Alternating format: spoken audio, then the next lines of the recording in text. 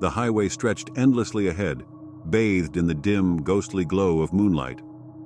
Tom had always loved the solitude of the road, the hum of the engine beneath him a steady companion against the silence of the night. But tonight, the silence felt different, heavier, almost watchful. It had been hours since Tom had seen another vehicle.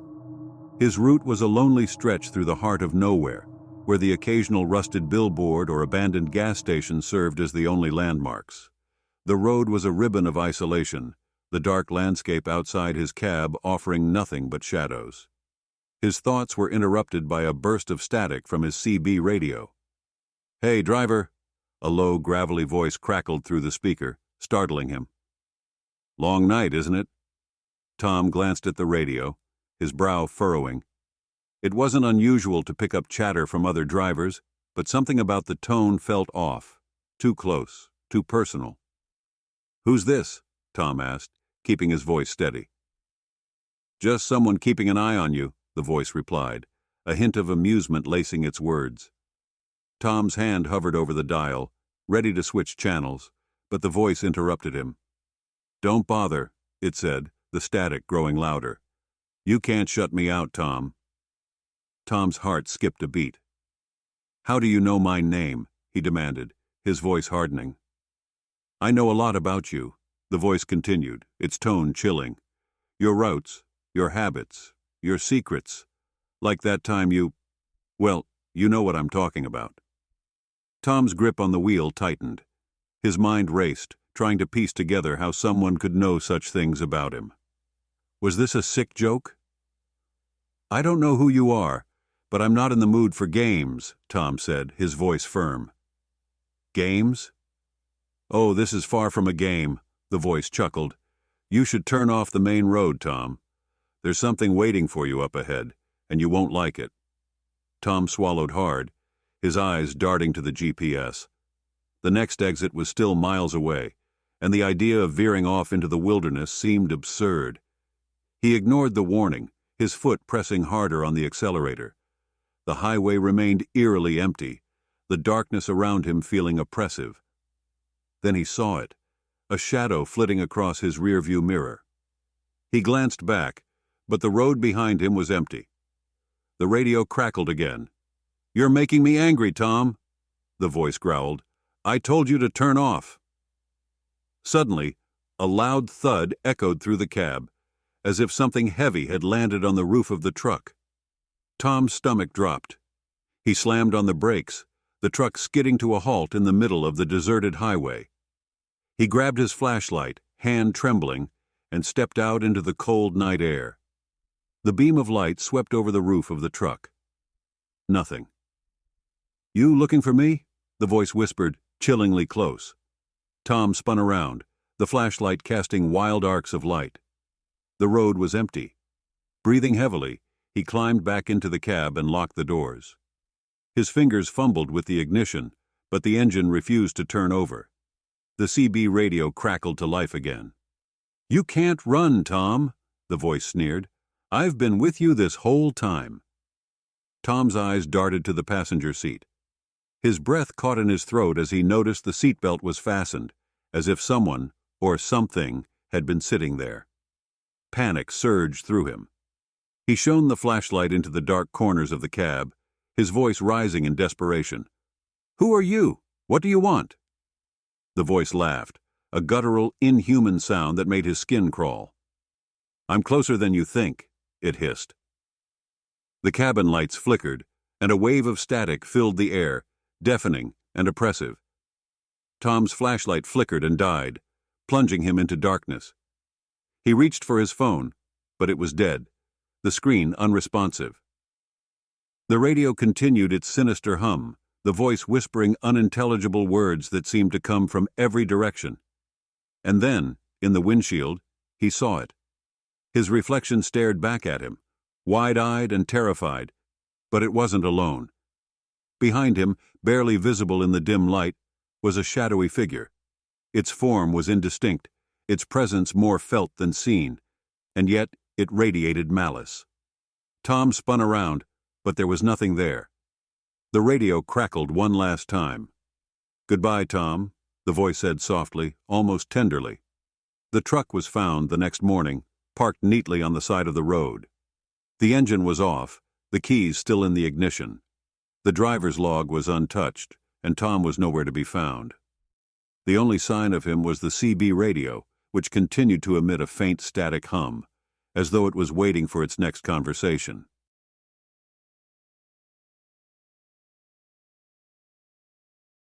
The highway stretched endlessly before the trucker, a thin, cracked ribbon of asphalt winding through barren landscapes.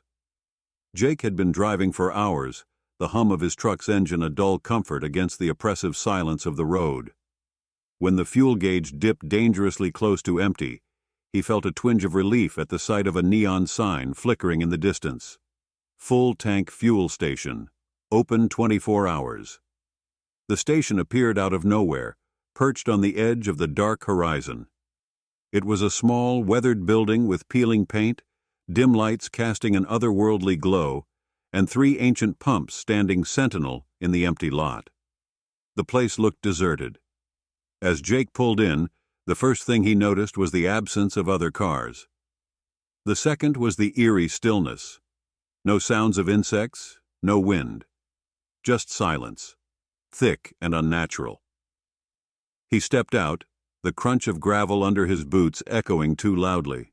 A single attendant appeared from inside the station, a man in a faded uniform, his movements jerky and awkward, like a marionette being controlled by an inexperienced puppeteer. "Need a fill-up?" the attendant asked, his voice unnaturally cheerful and oddly flat. His eyes never blinked, and his smile was stretched too wide, as if his face didn't quite know how to express emotion. Jake nodded, uneasy. "Yeah, just a full tank." The attendant nodded once, a quick, robotic motion, and moved to the pump. Behind him, another attendant emerged, identical in mannerisms and expression. She waved stiffly, her hand rising and falling like a wind-up toy. As the pump clicked and the fuel began flowing, Jake stepped toward the building to pay. Inside, the fluorescent lights buzzed harshly, illuminating an unsettlingly clean interior. The shelves were stocked with dusty snacks and faded soda bottles, but something about the arrangement felt off, too orderly, too perfect. The cash register sat unmanned, but Jake felt eyes on him. A sudden metallic clang echoed from the back room. He froze, his instincts screaming at him to leave. But when he turned toward the door, 3 attendants were standing there, blocking his way. Their heads tilted in unison, their lifeless grins unwavering. "You can't leave yet," one of them said, voice layered with an unsettling undertone, like 2 people speaking at once. Jake's heart pounded as he backed away, only to collide with something solid. Another attendant had appeared behind him, impossibly silent. His grin was wider than the others, revealing teeth that didn't quite fit in his mouth. Panicking, Jake shoved past them and bolted out the door. The truck was only a few yards away, but it felt like miles. As he reached it and yanked the door open, he glanced back. The attendants were standing in a row by the pumps, their heads tilted at identical angles, their smiles growing impossibly wide. And then, one by one, they began to walk toward him, not running, but with a deliberate, unstoppable pace. Jake jumped into the cab, slamming the door behind him. He twisted the key in the ignition, but the engine sputtered. His heart raced as he tried again. The attendants were closer now, their blank eyes fixed on him. Their mouths began to move, whispering something he couldn't understand, a chant that sent shivers through his body. The truck roared to life, and Jake floored the gas pedal, tires screeching as he sped out of the lot. The attendants didn't chase him. Instead, they stood in the road, watching him with those unblinking eyes, until the station disappeared in the rearview mirror. Relief washed over him, but it was short-lived. A mile down the road, his headlights illuminated a familiar sign: full-tank fuel station, open 24 hours. Jake slammed on the brakes, his blood running cold. The same station stood before him, unchanged, as if he had never left. He turned the truck around, speeding back in the opposite direction. But no matter how far he drove, The station always reappeared, waiting for him with its flickering neon sign and its impossibly wide smiles. As the sun began to rise, Jake's desperation turned to dread. The attendants were no longer at the pumps. They were inside the truck, their grins reflected in the rearview mirror.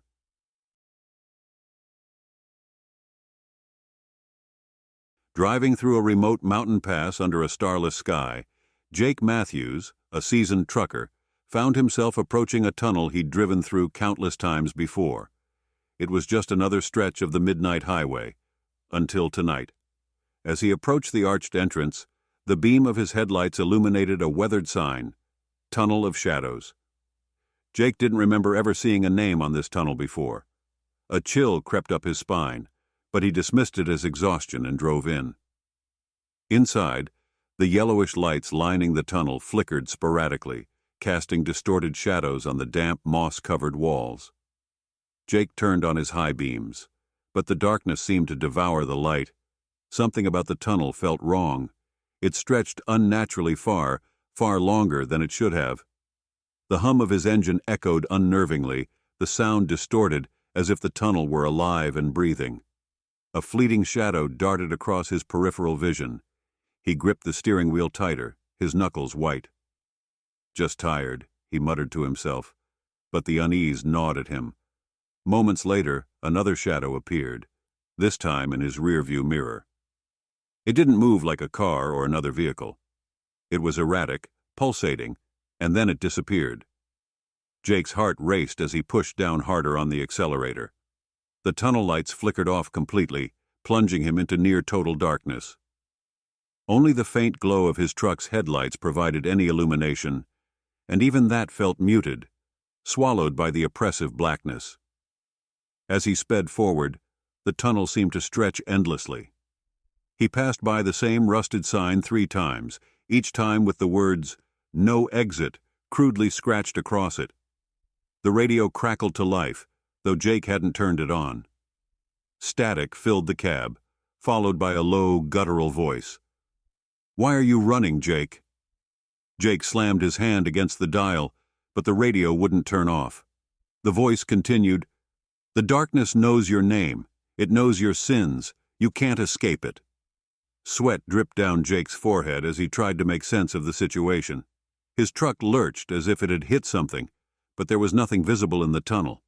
The steering wheel resisted his grip, jerking slightly to the right as if some unseen force was trying to guide him off the road. Out of the corner of his eye, he saw them, figures made of shadows, eyeless, yet unmistakably watching him. They clung to the walls and ceiling, moving closer with each flicker of light. Jake swerved to avoid one that lunged at the windshield, its elongated limbs scraping against the glass but leaving no mark. The tunnel began to close in, the walls narrowing as the air grew thick and suffocating. Jake gasped, struggling to breathe as whispers surrounded him, coming from every direction. "Stay, join us, become one with the shadows." Jake screamed, his voice swallowed by the oppressive darkness. He reached for the gear shift, trying to reverse, but the truck wouldn't respond. The headlights dimmed, and then he saw it. A massive figure, larger than the truck itself, standing in the middle of the tunnel. Its form was amorphous, writhing, made entirely of shadow. Its presence radiated an ancient, malevolent hunger. The truck came to an abrupt stop, the engine dying without explanation. Jake fumbled for the door handle, but it wouldn't budge. The shadow creature loomed closer, its tendrils of darkness wrapping around the truck, crushing it like a tin can. Jake's screams echoed as the shadows poured into the cab, engulfing him completely. The next morning, travelers reported an abandoned truck at the entrance of the Tunnel of Shadows. The vehicle was covered in thick black soot, and the interior was empty, except for a single message scrawled on the windshield in dark, greasy letters, "It knows your name." The tunnel remains open, a grim reminder to those who dare to drive through it at night. Some say the shadow creatures still wait inside, listening for the hum of an engine and the sound of a name whispered in fear.